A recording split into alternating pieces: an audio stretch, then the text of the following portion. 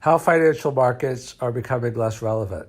So financial markets have traditionally been kind of like a pass-through mechanism that you have production, you have the companies that produce goods and services, and then you have the consumers which buy goods and services, and eventually the wealth is distributed through the financial markets, either through stock market gains, dividends, and things of that nature. But what's happening is that there's the pass-through mechanism is becoming stilted, and the consolidation is occurring. So, for example, Amazon, they are a $1 trillion company that they pay no taxes. So there's a consolidation of wealth and income inequality, around the productivity. We have record-breaking productivity, but we have, stagnant wages. So Ray Dalio talks about 3 levels of monetary policy. The first level of monetary policy is interest rates. So Trump is going crazy with the Fed over interest rates. But what happens is once you get down to zero, there's other things you could do, but once you get down to zero, then it's hard to have effective monetary policy with interest rates. So it becomes ineffective to a certain degree. That's a simple answer because it's more complicated than that. But so that's monetary policy 1, according to Dalio.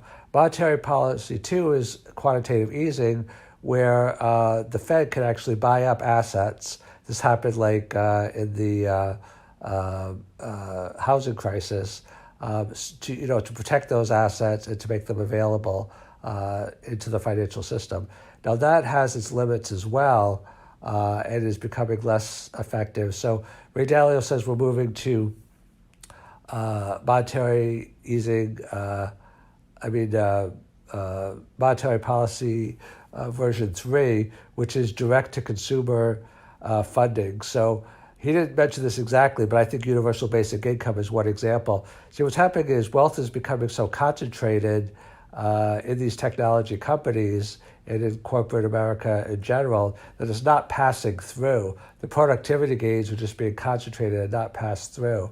So the average person is very vulnerable because they don't have money. So the Fed can either just print money directly or it can find other mechanisms. So Ray Dalio talks about the long-term and the short-term debt cycle. So the short-term debt cycle is a 5 to 8 year cycle that people are familiar with and the ups and downs.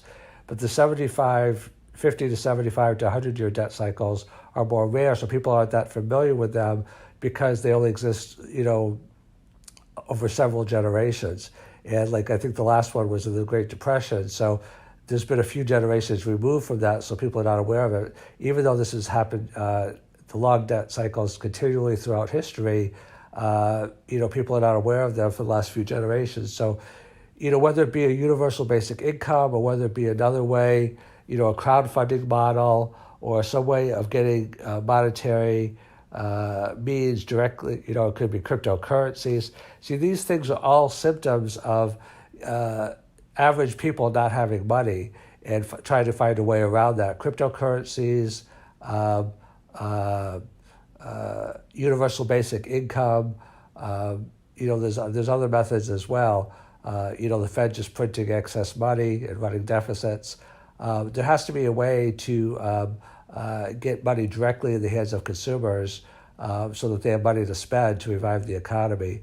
And this is the next level of the evolution of monetary policy.